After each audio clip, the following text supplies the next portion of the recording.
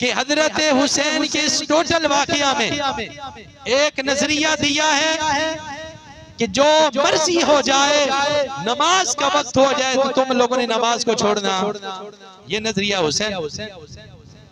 जो मर्जी हो जाए, तुम्हारी खातून के सर से दुपट्टा ना उतरे, ये नजरिया हुसैन। जो मर्जी हो जाए, तुमने सबर का दामन नहीं छोड़ना, ये नजरिया हुसैन।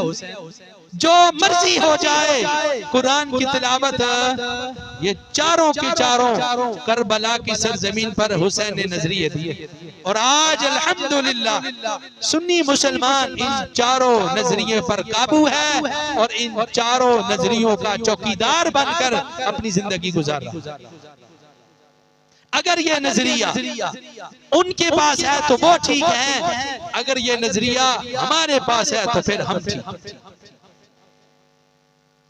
अगर इस तरह सिस्टम शुरू हो जाए तो मुझे बताइए, हजरत हुसैन के वालिद माजिद हजरत अली भी शहीद हुए हैं, वहां पर क्या करोगे?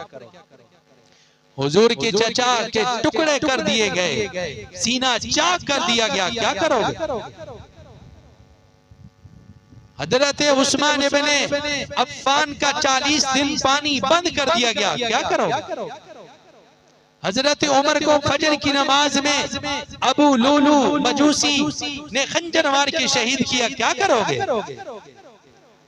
बदर के शुहदा क्या करोगे?